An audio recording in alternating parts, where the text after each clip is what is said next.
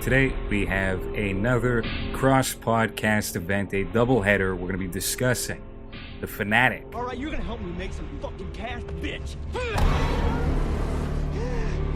I wish Freddy Krueger would come and chop off your head, and it would roll in the street, and a truck would squish it, and the blood would splatter everywhere, and everyone would watch it.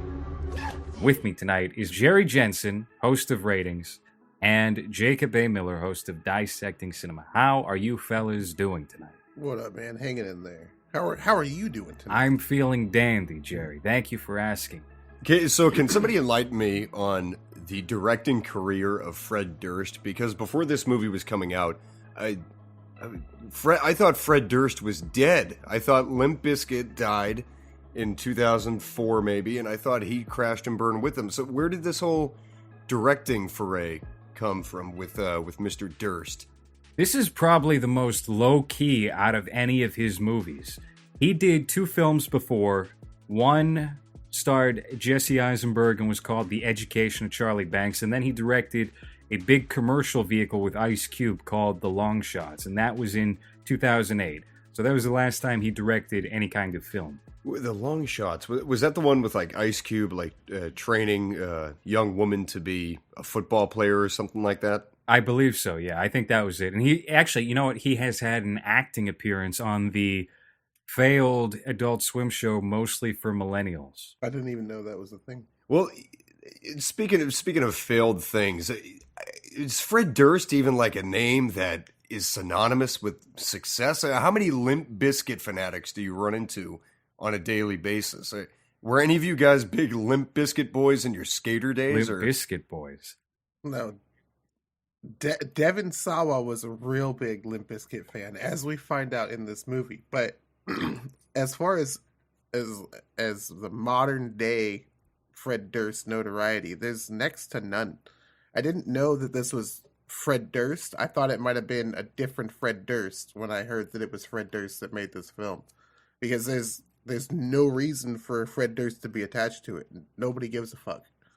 Well, that's not entirely true. I mean, it got screened at some festival, and John Travolta watched that, and then he immediately flew to Fred Durst's home to edit the movie. Or so, there was some kind of headline like that where he saw the feedback to the movie, which was positive, but his interpretation of the movie said, "Oh no, this is unacceptable. I have to do something about this." Which, for a guy who starred in Gotti and Trading Paint and so many other direct-to-Redbox films. Be Cool with him and Uma Thurman and Cedric the Entertainer. Domestic Disturbance starring Vince Vaughn.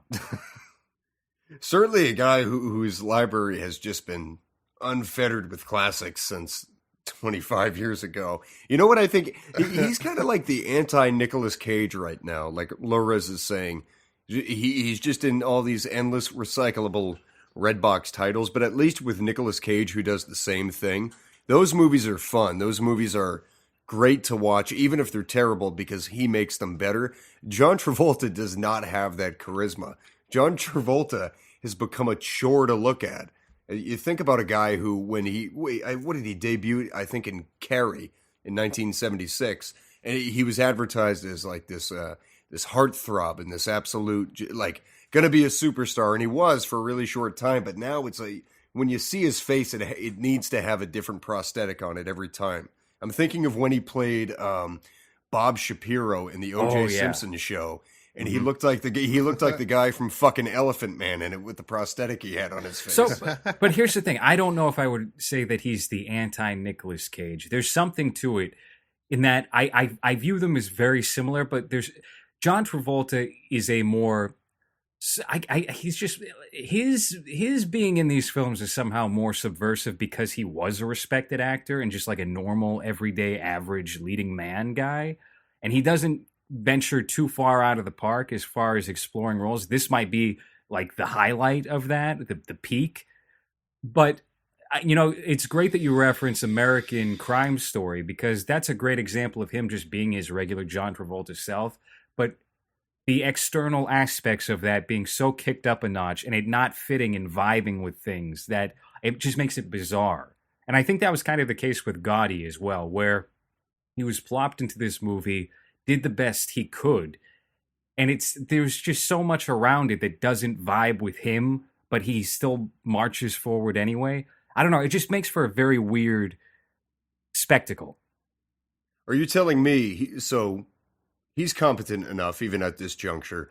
Do you think he's more likened for something like a Safdie film, who they're taking somebody like Adam Sandler and giving him this really bizarre kind of caricature look, and then it's delivering something that looks pretty promising? So do you think Travolta would be somebody suited for like a Safdie film? Possibly. I mean, it would depend on what the movie and what the role is. Like, it's very difficult to say. At the same time, he might wind up being the worst part of something like that because, again, we look back at American Crime Story, and was he the highlight? No, he added character to it by being so memorable and ridiculous, but he was maybe one of the worst actors in that cast. That's and that's a big problem with John Travolta, like where he's at this stage in his life, is that he might not be nearly as good or entertaining as he was maybe 30 years ago.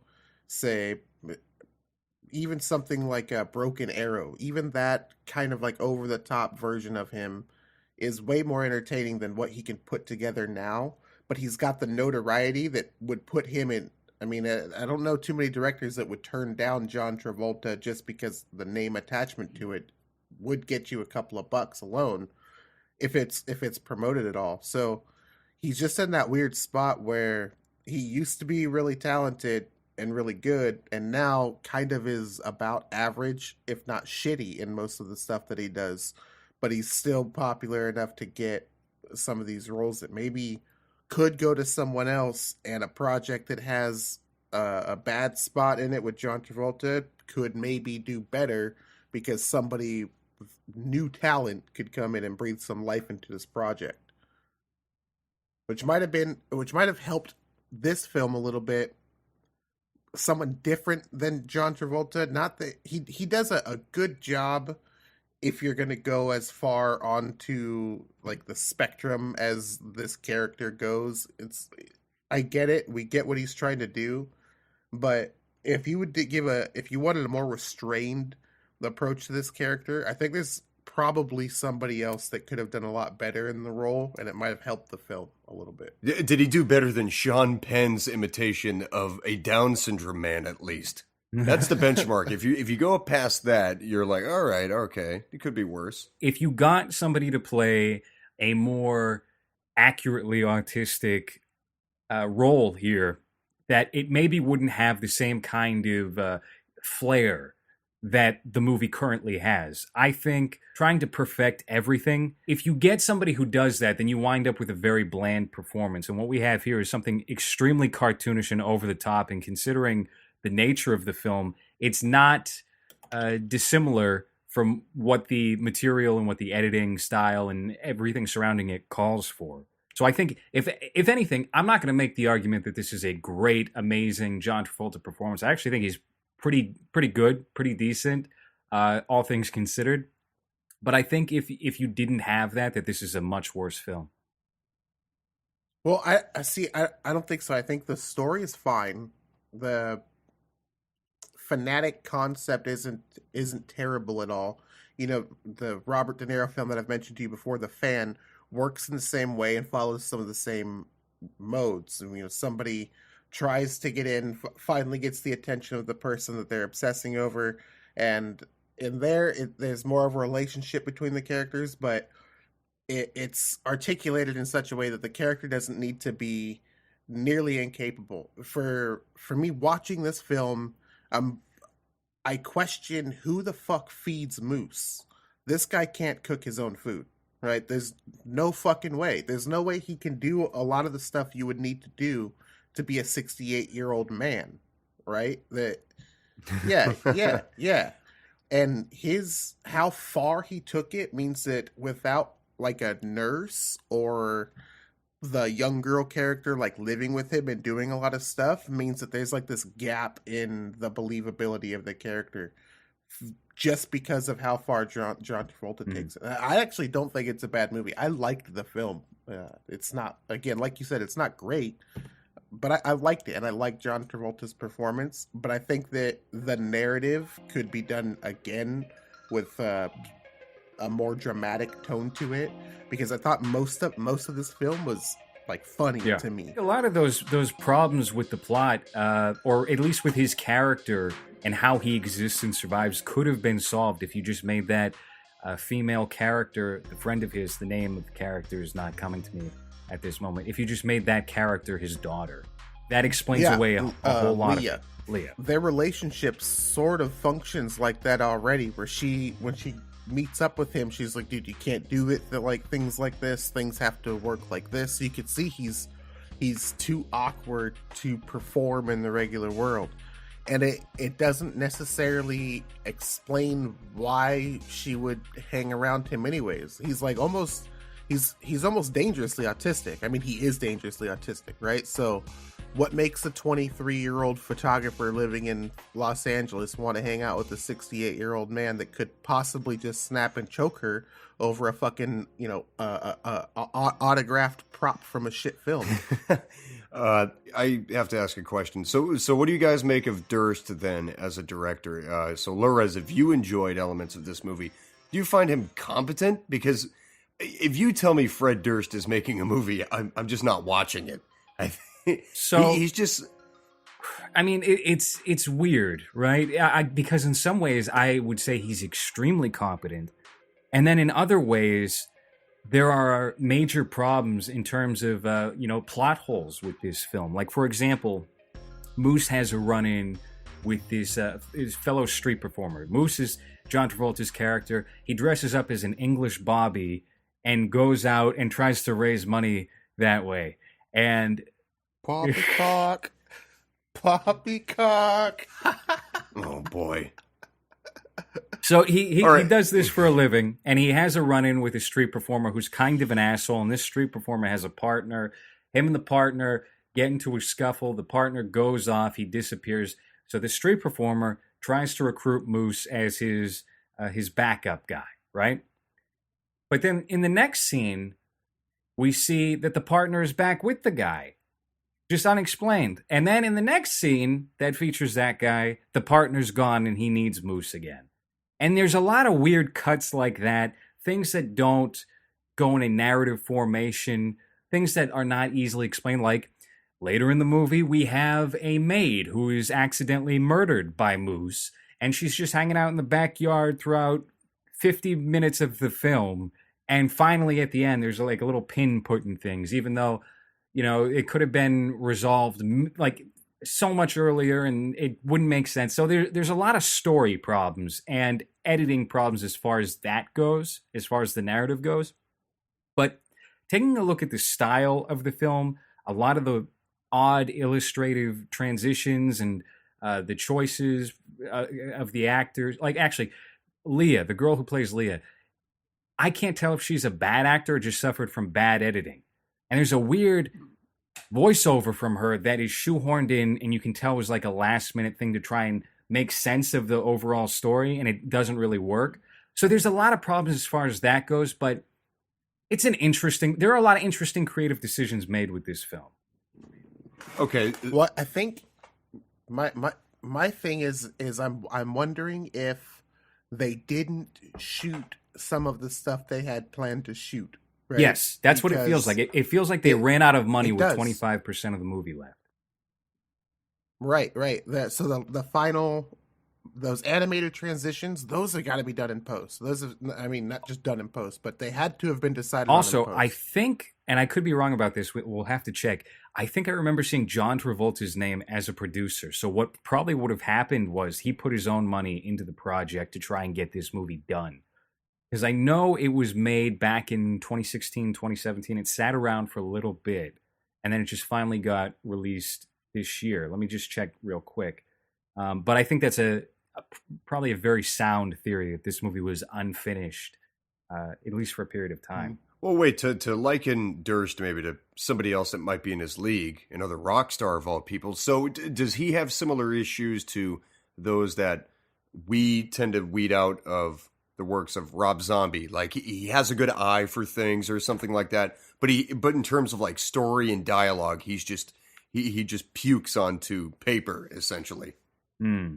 I don't know. I wouldn't Uh, compare Rob Zombie and Fred Durst. I think Rob Zombie is much more competent all around than Fred Durst as a director. Well, yeah. I guess that Well, was my you question. could- Yeah, because whereas Zombie has a style that even I can appreciate, even though I don't like a lot of the content in his films. So Durst doesn't have anything yet where it's like you can say, oh, like yeah, this is Fred Durst. He's just kind of out there somehow networking, making movies, but there's nothing really there just yet. But see, here's a bit of the problem with Fred Durst is that it's not as if he's new to directing anything. He made almost all the Limp Bizkit videos. I mean, some of them were extremely popular when they first came out. He directed those. He directed very popular videos within the genre of music that he made for other bands as well. He knows his way, around a set. He understands at least how production is supposed to run. So it's strange to see sort of formulaic things done, things that you would kind of get almost on what like a conveyor belt film is what some parts of this film feels like, especially in the script writing. But he's completely inept when it comes to conveying the commentary he's trying to make. The film is got the most shallow commentary, right? That sometimes fans take it too far. When Eminem does it in a song, the thing that he talks about is being out to dinner or lunch with his family, looking like a normal person and having people invade him, or having the character Stan take everything that he said in music very literally up to the point of murdering somebody on his own and being like, "Ha ha, I'm better than you, Eminem." When Moose does essentially the exact same thing as Stan does, it's not a deep and important commentary on the way fans treat celebrities, and instead it's very beat for beat exactly what you would expect a celebrity would say about those interactions. Not somebody who's looking to find out like what the bigger problem is with the way we perpetuate the myth of celebrity, but instead somebody who says like, why don't people just leave me alone? I always get these fucking retards coming up to me asking me for a fucking autograph. Like that's the voice I hear in my head from Fred Durst when he comes up to this film. It's not somebody who's trying to say like maybe the relationship between fans and celebrities should be like separated a little bit and we should understand that these are all humans, but it's a very whiny fucking celebrity being like, leave me alone. I don't want to have to deal with the fact that I'm famous. I think the portrayal of that whole dynamic is very interesting when you keep in mind that I guess the idea of this film stemmed from Fred Durst having a moose that would bother him, that would show up at his house and stalk him. And he's very, yeah, and with the story, I would say that he takes a more sympathetic point of view to that character, which is interesting to me. Well, yeah, no, I don't disagree with that part. The problem is that the Devon Sawa character is a dick, and Moose is kind of unlikable in some of these situations, rather than being misled because of whatever his mental illness is. He is misled. You just are like, dude, you've gone there a bunch of times. Everybody has told you don't go back there. It seems like somebody like him would find another way to infiltrate the I can't remember the character's Johnny name. But find Thunder. another way to Johnny Thunder. That's not it.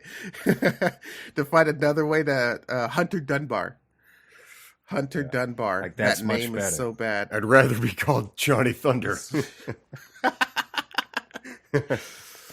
But it's not the harsh look at like fandom that maybe you would get from other people, but it doesn't have the competence within the script to articulate what exactly he was trying to get. Like you can kind of get that, okay, yes, celebrities might be dirtbags and fans maybe attach themselves too much. You can help him out a little bit, but I don't necessarily think that he has the capability of somebody like Rob Zombie when it comes to, hey, this is what I want to say about this thing.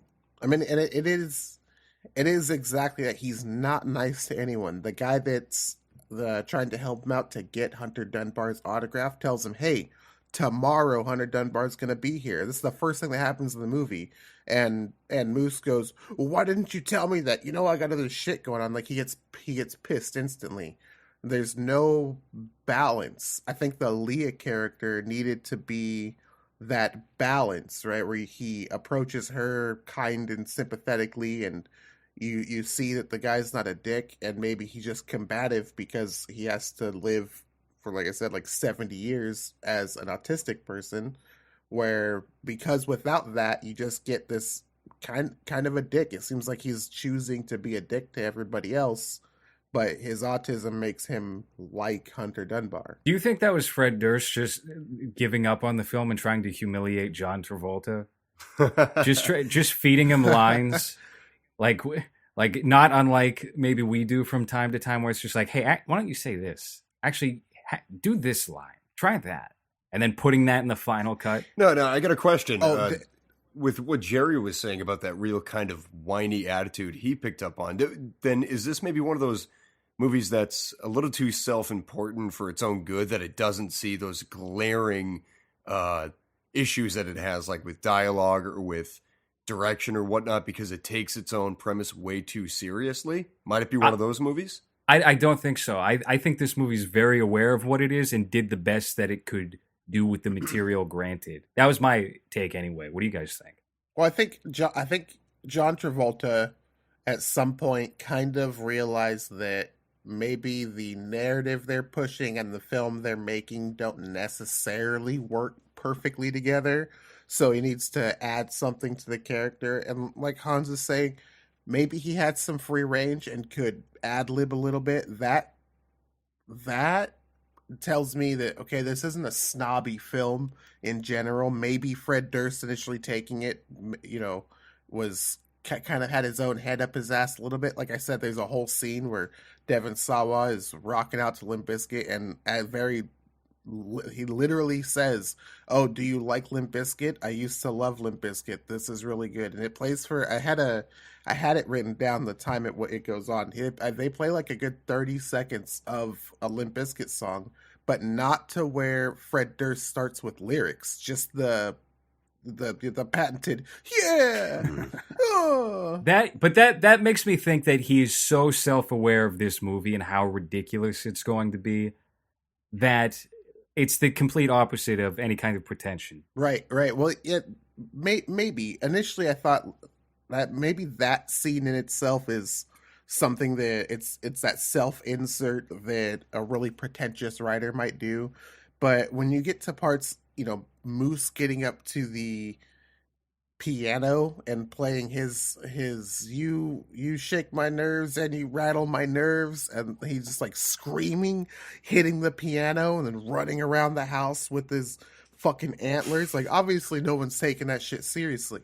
But when you get to the part where Hunter Dunbar, he's passed out in his chair from the sleeping pills, and Moose enters you're looking at Hunter Dunbar's long take, and Moose enters the frame and comes and walks and stands in front of him, and then just sits down in the chair and starts rocking. And I shit you not, if we could get a fucking shot list, they filmed that very early on in the whole shooting, because the tone of that scene is very dark, very scary. You think, fuck, this is gonna end up being a fucking stabbing. It gets goofy after a little bit, but initially you can see the film has maybe 2 or 3 different tones that it tried out before it settled on this almost cartoonish take on fandom. Yeah, I completely agree. If there's one problem that this movie has, it's that it's not tonally consistent. And I don't think the tone has to be uniform with the movie itself necessarily. I think you can probably, it depends on how it's executed, but that is a major problem with this film. What did you guys think of some of the performances here besides John Travolta? I think I've only seen him in a couple other things, but Devon Sawa was fine. Like, I thought the Hunter Dunbar character, although poorly written, executed really well. He was a dick. He does kind of have the charm that you would want from somebody who you're supposed to kind of like and kind of understand, like, oh, he's being invaded, his privacy is being invaded. Yeah, I think the writing didn't help him so much, but I thought Sawa did a good performance. Nobody else is really in the film, so it's kind of hard to. I mean, that Leah girl did suck, But that's really she the whole selectively cast. sucked. Like Devon Sawa, I can say Right. gave it like a consistent performance. I thought he was probably the best actor in this movie, which is cool, maybe telling. Considering, I mean, what is he known for? He's known for Final Destination, right? Or Idle Hands, yeah, And- 90s comedies. And like SLC Punk, Sure. yeah. So, and I mean, he was in the sequel, I believe. He was the only guy from that first movie to do the sequel, except for Bob. Oh, that's right. If you remember Bob, They who couldn't get- dies in the first movie, he comes back as a fat ghost, as a fat old ghost, looking like Uncle Fester. Great Good choice. idea. But the film, it takes place in really only like 3 places. That's why I don't know what the budget would have been spent on other than people's paychecks. But if John Travolta might have paid out of his own pockets, I don't know where the money went to, because they filmed in one house, they filmed on a street in Hollywood, and in the back of inside in the back of like a fan Hollywood fucking souvenir shop, essentially. That's it, though. I mean, it's entirely possible there were other aspects to this movie that we haven't seen that maybe hopefully would have tied things together a little bit. And just due to budgetary reasons, they had to pull out of that prematurely, and it wound up getting cut. Well, see, that's what I think those animated transitions are. Scenes that they planned to shoot in their shot list that they couldn't get to, that would have rounded out the story a little bit. Especially the final scene where they walk off into the distance. You're like, okay, is he going to get his hand fixed? And then it cuts to this animation of he's a pirate and works the same job. Where it's okay, that's cool, but is it really going to take that much money and time to just film the next scene after they walk off? John Travolta's dressed as a pirate with a hook on his hand. I don't think that's the most expensive or time-consuming shot. You doesn't even have to have See, that kind lines. of He doesn't have to say description, this poppycock. movie should be way better if you picture John Travolta as a pirate with a hook hand. I want a much yeah. better movie if that's what I'm getting. A legit one-eyed fucking no finger pirate. That happens to you. Get stabbed in the eye. Maybe and they gets should his have fingers blown John off. Travolta star in a remake of Ernest the Pirate, the only Ernest movie that hasn't been released because Jim Varney died. I would Oh. watch that movie. Should be the Oh, body shit. double. It should just be the back of John Travolta's head in every shot where they couldn't get Jim Varney. Because he was too cancerous Bald, at whiting the head. time. Yeah. What did you guys think of? What did you think of the ending of this movie? I mean, I guess with a character like Moose, it wouldn't exactly be clear how he would view Hunter Dunbar or his ideal relationship with him.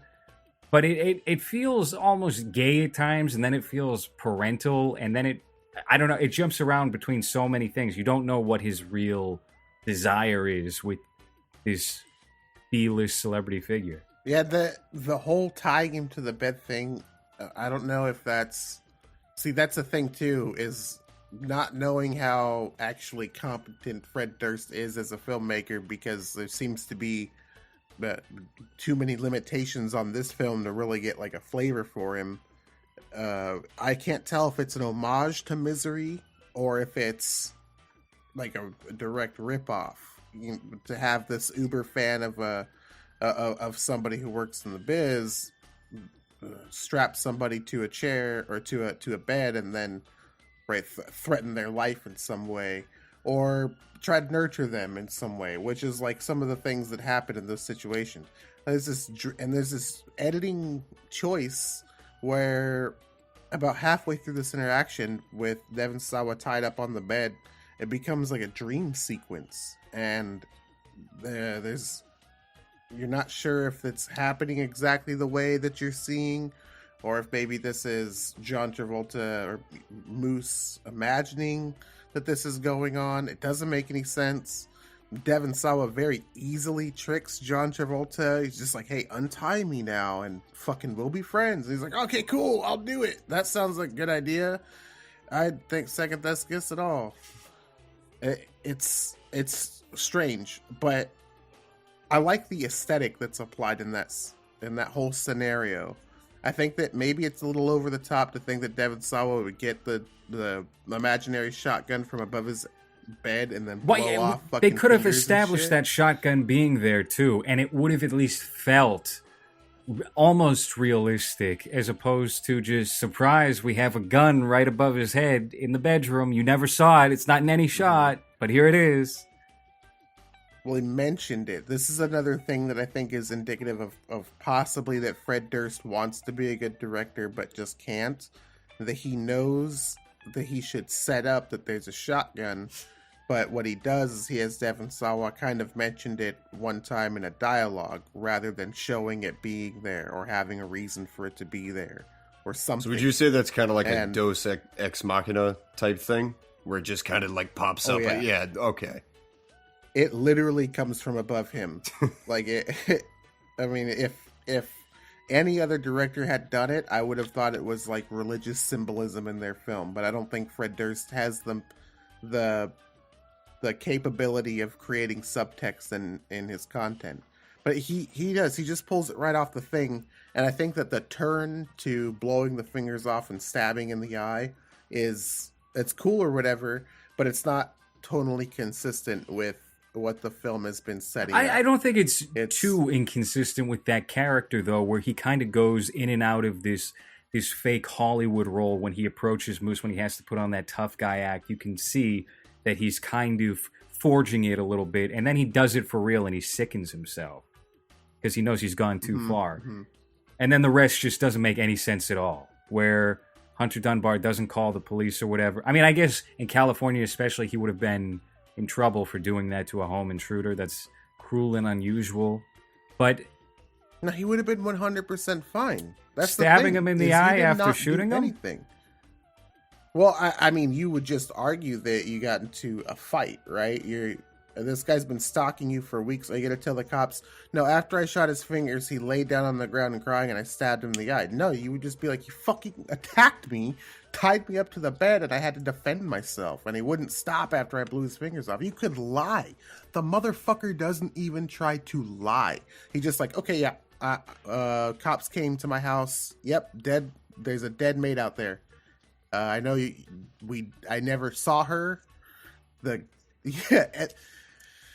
They set up the gardener, and the gardener's the one that finds the body, but you never see the gardener find the body. They set up the gardener forever ago, and all he had to do was just film this Mexican dude walking in the grass and looking down, and there's a maid. That's all they had to do one time, but they didn't. I think because it's such a mess, it somehow comes out on the other side just a little bit. It peeks its head up after digging a hole straight through the bottom. And it makes itself a memorable movie that is watchable. Yeah, with this cast, it needs to have that tonal inconsistency that allows for some scenes to be funny, even if the director and actors don't want them to be funny. I think that you need the mooses in the house scene or the poppycock scene. You need that shit just because it helps develop the characters' instability while also demonstrating like the fanaticism. Right. There's the story itself can be done in a different way and it comes out just fine. But with this group, this production, I think we got the best case scenario out of it. That's a real small club of films too that kind of suit that bill of kind of memorable in spite of themselves. That's a really small, I think, niche of movies. So to hear if this is one of those, that's interesting to me because, like you guys said, it's visually not very, very appealing. Its story is all over the place. The acting is okay at best, but its subject matter or its just innate messiness is what gets you through and keeps you interested. Yeah, that's very interesting to me, that it's something that you'll probably remember a few years down the road somehow, even though it has nothing too great to offer. I can say that this movie is absolutely one of the most memorable films I can recall in recent memory. Again, because I think we've gotten to a point where so many really good movies strive a little too hard for perfection, and they wind up sterilizing the end product to make the film itself forgettable within a period of time. I don't think that the Fanatic is a forgettable movie. Yeah, I think that you could tell somebody to watch The Fanatic. It's pretty funny, and they would come out of it and be like, "Yeah, that was pretty funny." And if in a few weeks you wanted to just come up to them and say "poppycock," and they would be like, "Oh yeah, that's from that fucking movie." That Friar haircut, or like the reverse Friar haircut, Jesus. Friar mullet. There's probably, but like I said, the script or the shot list has got to have some shots in there that would elaborate on some of the story a little bit more, or build on some of the relationship between Moose or Leah. But without that stuff, it lets you enjoy the absurdity that's like every few minutes. Either the dialogue is completely fucking crazy, or the thing that's going on makes almost no sense, which is, it's funny. It's good. So maybe Fred Durst is like, I don't know, maybe he's like a latter-day Tommy Wiseau. Who knows? Is that what we're saying in this podcast? He's just for sure a director with no ultimate vision. He's definitely someone who wants to be in charge of the directorial process of and work in the business in some way, but he doesn't have a master plan for what his filmmaking legacy is going to be. There's nothing, no signature that he leaves on this film that you could say like, that's Fred Durst, unless the next film that he does also has a 30-second clip of somebody just listening to Limp Bizkit. Yeah, I would say he's somebody with a good eye for certain aspects of the process, but that it's not cohesive enough. So I would just be parroting a lot of what you just said, Jerry. I think he could potentially make a good film that makes sense within 2 or 3 movies that he could attempt, but I don't see it happening anytime soon. I don't know. Like, I would say the film is not nearly as bad as I think like a lot of YouTube film reviewers want you to think it is. It's not the so bad it's good type film where every second of it is hilarious because of how bad it is. There's times when you might enjoy what's going on, and there's times it's just going to be funny or kind of dumb or whatever. But I don't think it's nearly the dumpster fire that I think some of the critics and reviewers have called it. It's really not that bad of a film. Do you think that it deserved to earn more than $3,000 at the box office? Fuck, dude. I wonder what the deal is with that. Why it would have released in the box office without any marketing. Right? That doesn't make any sense. I think that might be a ploy, or the headlines might just be kind of disingenuous, because a movie like this would make the bulk of its revenue off of streaming. And it actually, if I recall correctly, this is a Redbox feature film, right? Mm-hmm. Mm-hmm. Which is the first time I've seen that. They had another one earlier this year with like Bob Saget and whatnot. So I think this is their second. Yeah, this is their second feature that they've sponsored. Hey, I'm happy for them. They're a good service, and if they can like make their own platform and everything, it kind of compete with others. Hey, go for it. Jake likes that Redbox. I think Redbox is onto something there. They have a good format. I think a lot of people use it, but it's weird. Like I said, it's weird to put the film out and not have it marketed if you're gonna put it out in the cinema. That's something you can't just put a film in a theater and expect people to show up and buy the ticket right then and there. You show up at a theater expecting to see you go because you want to watch a certain film. You don't just go and say, hey, what's there? You look it up online and then you go see the fucking movie you want to see, especially now in 2019. It makes more sense to drop that on a streaming service or right in the Redbox right out the gate. That way, there are no negative reviews from the two guys that are going to go see it at the theater, right? And people will get it on a whim.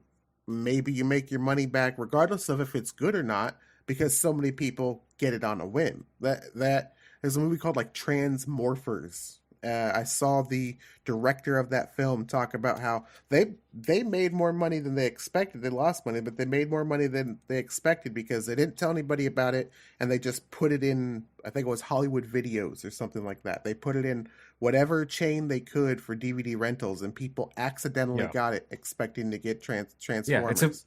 So just pump it out somewhere. Yeah, I remember seeing that one. It was on the Sci-Fi Channel when they specialized in more campy movies rather than what they're doing now, which is they're just selling out. They're just selling out to wannabe comic book nerds now, which I hate.